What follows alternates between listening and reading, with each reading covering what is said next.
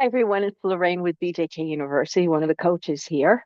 And today I want to go over with you why we have what's called a criteria and a criteria builder.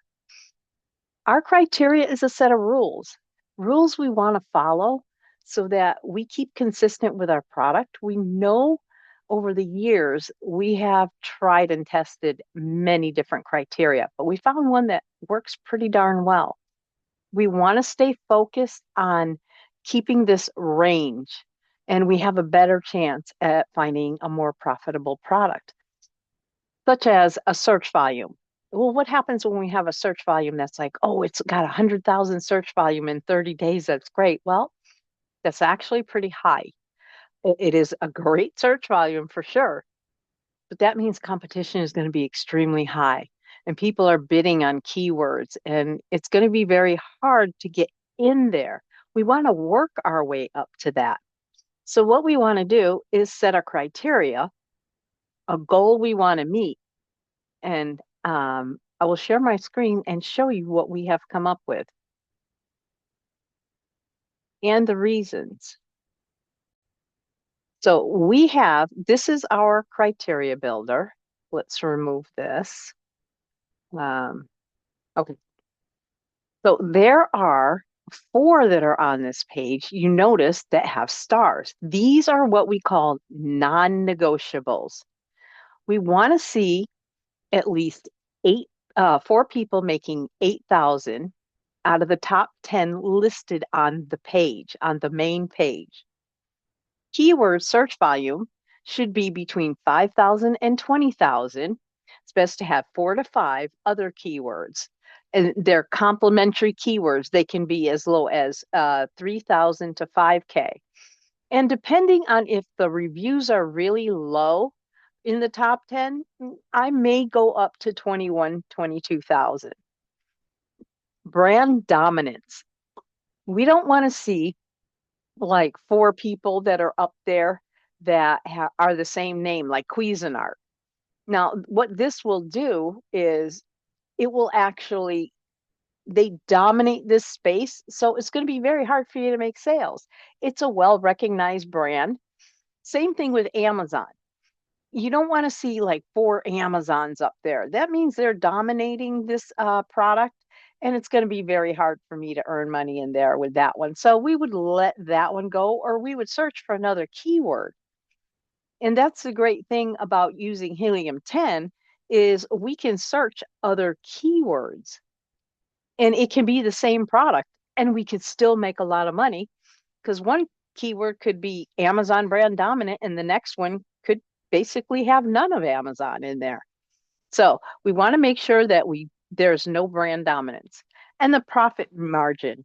This includes the budget for PPC. So when we're using our calculator, we will input our asking price. We will see that the fees are already included, but we want to come up with at least $14 profit net margin or 50%. Now, you don't want to go too low when you're doing products. So your selling price should be about a minimum of $29.99. That means if you divide that in four, because you have four categories, you have the FBA fees, you have your profit, your net profit margin, you have your what's called DDP or cost of goods, and then you have your advertisement for PPC. So you want to make sure before you input your PPC, it comes to about $14 net profit and or 50%. Because sometimes when your cost of goods is really low, well, the FBA fees can be a little bit higher and you still reach that 50%. Now, the higher your price range is, if you have a product that is $49.99, it's okay to have your net margin a little bit lower as long as you still hit that target of $14 in your net profit.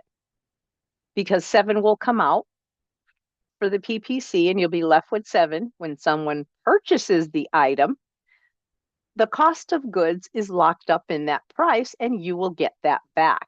So you will make your money plus at least $7 over. That's what we want to see. So you can be up to 60% profit plus PPC, but not less than 40%. You want to make sure that you have a unique niche or design. We call this niching down. It's called a sub niche too. So we want to create something. If everybody looks the same on the page, we want to do something that brings this pattern interruption. Pattern interruption can be a color. It can be a specific function. Also, we want to make sure it's not seasonal. So if I'm selling a snow shovel, well, it's very well not going to sell well in the summertime. But if I sell a camping tent, well, that actually sells good all year round. The size and weight, we want to keep that light. The lower the weight is, the less the FBA fees are. And then your FBA fees, we've already gone over that, up to 60% or not less than 40%. It's the same as the uniqueness of the DDP cost. So we want to make sure that we balance this. But at the end of the day, you still come down to the bottom and you make sure that it hits about $14. You don't want it to be breakable. If it's glass and it's not packed properly, well, it can break and that will cause a lot of returns. So try to stay away from things, especially for a first launch, try to stay away from things that are electronic and breakable. Reviews. At least 4 of the top 10 sellers have reviews under 300. You also don't want to have a lot of reviews that are over 1,000. I say no more than 2 over 1,000, and that's a good setting.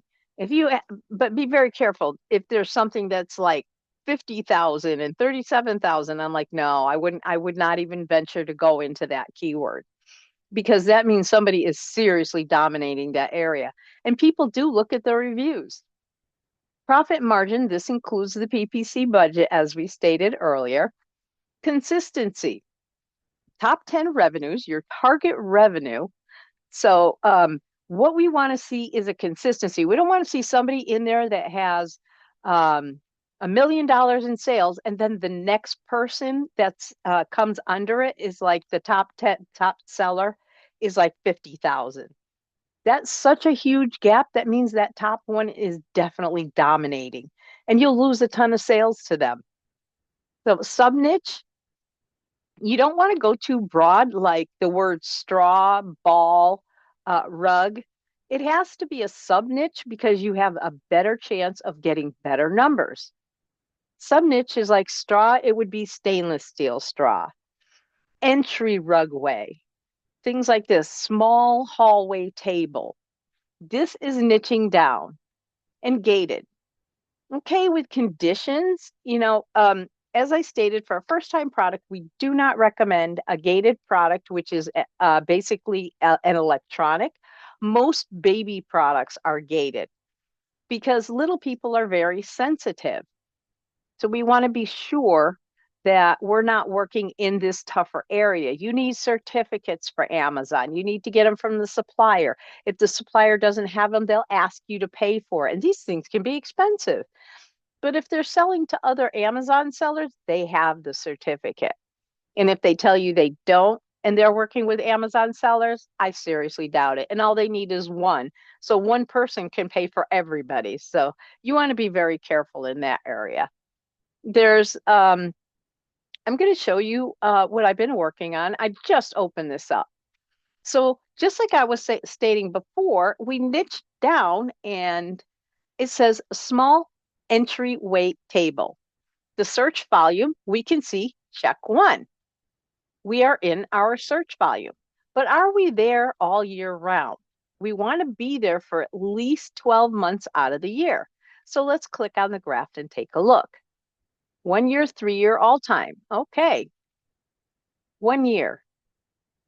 It definitely stays in the criteria. This is a beautiful graph. What a wonderful graph. I love that. Now it does spike. Watch out for your spikes and don't think that this is, something that's a product killer. Like this one right here would be a Prime Day. Prime days are allowed, even if it goes up to 100,000. it's a Prime Day.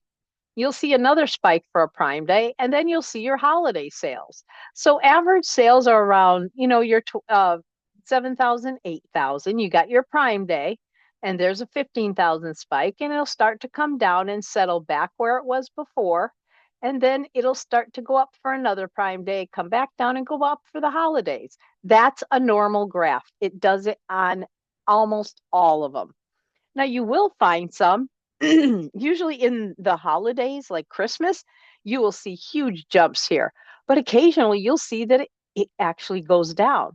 For some reason, there are a few products that are out there where it doesn't sell during the holidays, but it sells really well all the rest of the year round. So this is a really good graph. It is 12 months. It stays in the criteria, and I really like it. So now we're going to look at 3 years. Look at this. The whole time, it is pretty darn steady all the way across. Yeah, these little spikes, but you can see that was the Prime Day. But it stays 5,000 to 20,000 all year round for the last three. This is what we call a stable product. Really like this one. Well, let's keep looking. Now, revenues over 8,000. I have 6. That definitely beats the 4. Reviews under 300. 9. Definitely beats the reviews. Now, first thing you're going to see here is SP, sponsored. We need to get rid of the sponsored because they're also in the rest of the listing, again, as organic. Okay? So we're going to take this and we're going to click on filter. We will click on hide the sponsored, and we will say apply filter, and this will all disappear. There we go. All right, so now have our numbers changed. They actually look pretty good. I have 6 over 8,000 selling, and I have 8 people under 300 reviews. Oh, this is looking very good for me. So now let's see. One of the criteria, is it brand dominant? I have 1, 2, okay, 3. That's my max. I don't have any more. That is it. It's looking pretty good. Now, this is a higher ticket item. So what I'm looking for in my pricing is I want to see at least 4 to 5 that are price consistent. That means they need to be within $10 to $15 of each other. This is a higher ticket item, so let's look. We're just going to take away 104 and 109. Nothing there. If at any time under revenues you see a 0, click on it and delete it. We cannot look at somebody who is not making revenues. They may be a new listing, they may be out of stock. Whatever the reason is, we can't evaluate them. So the first thing I want to do is I have 79.68, price consistent. 72, right in that 79.68. 3.82. Skirting it up, but still within. So right now I have 3 there. Not too bad. Let me see. No, 1, 2, 3, 4. So I have my 4. That's pretty good. Now my next tier down a little bit is my 59. I do have a 97. So these are fairly close together, but we're always going to get that one high ball for 109, and we're always going to get that one low ball. And the low ball's not making money, so that's fine for me. Some of these guys are doing really, really well. One thing you want to know is you see ASIN revenue and parent revenue. Now, what's the difference? Well, the ASIN revenue is the picture showing. That's what they're talking about. So this product right here, let's go to another one. This one. This product right here is making $7,000, almost $8,000. Now, but why does it say 39,000 for parent? That means they have variations inside. So the product showing is making almost $8,000, but you can see there are arrows. Every time you see an arrow, that means there's variations inside. So we would click on it and wait for it to load, and we would be able to see inside what other ones they have. 99, 99, 79, 99, 129, 129. are any of them making money? Yes, this one's making 9,000, 2,000, 8,000, 3,000. So if you add them all together, and when you want to close it, you just re-hit the arrow. So all of these numbers right there, plus this one, are going to come to $39,000 in total that this seller is earning for the listing. The reviews are great for making 39,000 a month, or it is basically the last 30 days. So it goes by 30 days. Just like tomorrow's day will count and the day that was in there at the end will be removed. So it's always the last 30 days. And some people are making decent money in here. 28,000, only 60 reviews, 13,000 a month, 28,000, 24,000 on 27 reviews. If you do the Vine, that's 30 reviews. That's pretty good. And this is looking really good. I like this. But we do see that our weight is kind of heavy. So because it is a higher ticket item, we can absorb the fees. Okay. So $72 with $20 fee, that's pretty good. It is 21 pounds. But the price is done. And look at that. They're making 188,000 in total. So just on this product alone, it's making $19,000 in 30 days. This is very good. I would pay close attention to them and I would start to evaluate them and see what they are doing. I also want to come over. So this could be, if you don't have the budget for this, this would be a game changer. So you want to make sure when you're looking for a product that it stays around three pounds. The higher the product goes in cost, you can go up to 5 pounds, but you want to make sure if the package is smaller, it's better. But if you have like a 34, like this one right here, $34, this guy's not going to really make much money because he's $34. He's already almost halfway through on the FBA fees, and the cost of goods still has to be added in. So he would barely make any money, and it's a new launch. And that could be why he's priced like this just for the launch. But usually for a launch and doing the Vine, people charge a little bit more. They up their price and then they add coupons to bring theirs down. That's the best strategy. So this is a new launch and it's not doing so well, but my 2025s did exceptional. Yeah, they sure did. So this is looking pretty good. So if you have the budget and you can afford to do that for this product, it looks like it's pretty solid in here. The reviews are just really killer in here. I love it. I really like this. So now, if I wanted to know, I would go over to Alibaba.com and I would take a quick look. I would want to see, can I get a small entry table for like a little bit of money? You know, can I get a nice one that doesn't cost that much? Sure, let's go take a look. Small entry way table. Let's take a look. Now, another thing you can do is grab one of the pictures from Amazon, save it to your computer, and upload it by using the camera, and they'll all look the same. So right now it's kind of a hodgepodge of different tables, but here's an $18 one. Not bad, but we're looking for something a little bit less. Can we find something a little bit less? Well, look at this one. This is for your couch. That's something different. And that's the cool thing when you're in here. You can spot products and go check them out on Amazon and then do it again and pull your X-ray. So some of these are pretty high. So what I would do is I would definitely come to Amazon. I am going to take one of the entryway tables. This one is $82. Let me see what this one looks like. That looks more like an entryway table. So I want to see, can I copy the image? Or I would have to go to the site. All right, let's go do it like this, okay? Yeah, it always moves on me. When it first opens, Amazon's always, it moves on you. Okay, so we're going to take the white one. I'm going to go ahead and uh, try and keep that stable. And I'll snip a picture of this. Um, Let me see real quick. Save, and we'll save. There we go. And now we'll come back to Alibaba. Close this. And we'll use the camera. Go to gallery and just grab it really quick and go down. There we go. And look at that. Now they all look alike. Now you can hone in on a specific product.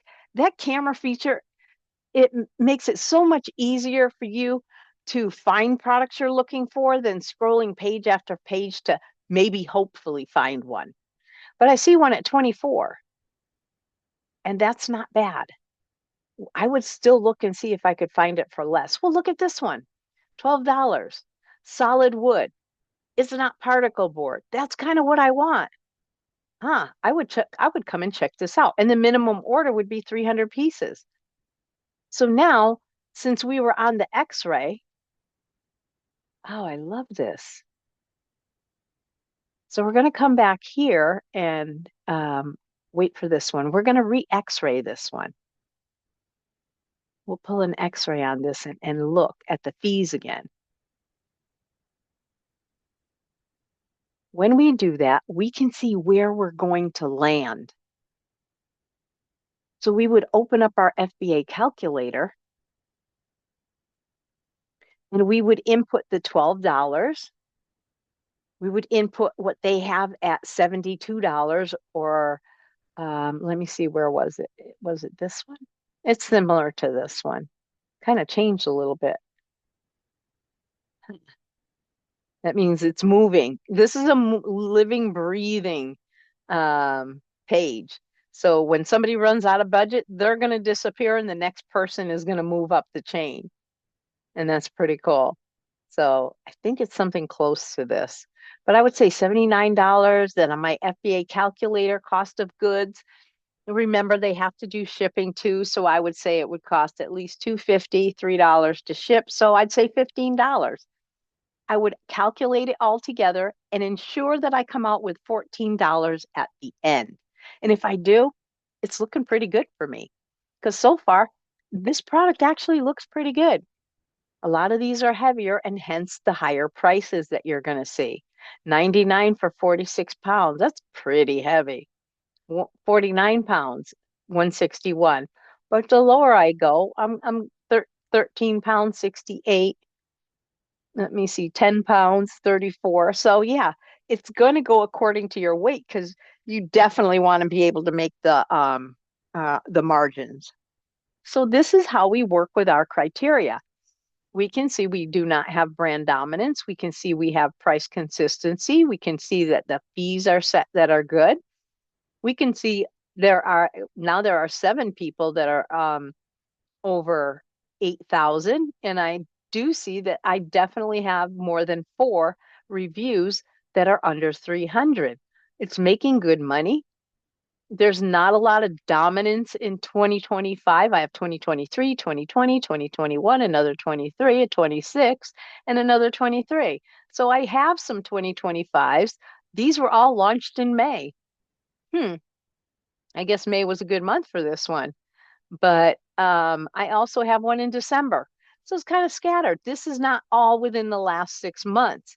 If I had seen a bunch of them, like 6 or 7 of them that are all launched in 2025, December or September, I'm like, okay, this could get saturated very fast. If I have a bunch of them in December and here we are February and now I got more in January and a new launch in February, that means saturation. That means I'm going to have a hard time in here. So I would walk away from that keyword, definitely. And it could be across all keywords.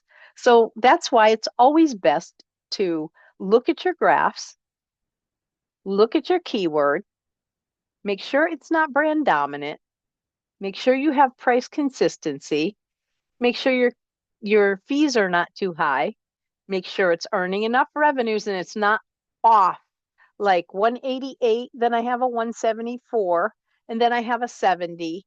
So I am dropping, but I'm also scaling because I have a 5, I have a 6, I have a 27, a 28, a 35, a 39. That means I can keep scaling up, up, up, and up. So this is a good scale. I definitely have room in here to grow. 39,000 ACE, and he's only got 30 reviews. That's really good. Low, 60 reviews, making 28,000 overall. Let me see. These are looking pretty good. Making 5,000 a month. This is an older listing too. So they may not be paying attention over time, or they don't mind just making the bare minimum. But when this is your product, you're going to be dead on focused on it. So this is why we work within a criteria that allows us to get our foot in the door in the easiest way possible and generate money. And over time, what you will do is you will find other keywords and you will, once the keyword that you're using, the small entry table keyword is stable and you're making good money, look for another keyword that's higher and utilize that. Keywords that you're using in your campaigns are doing well, they're scaling. It's time to look for a higher keyword. Now it's time to move into 20 to 25,000 keyword where you have more eyes on your product. And this is how our 15 commandments work. We always tell people to print this out, put it by their desk, and use it. Remember the 4 that are non negotiable. You must have 4 that are making at least 8K. Search volume is 5,000 to 20,000. It is not brand dominant. And you have your profit margin of at least $14 at the end of your calculator. And there you go. And that's how we do product research using a criteria. Thank you. And we'll see you in the next video.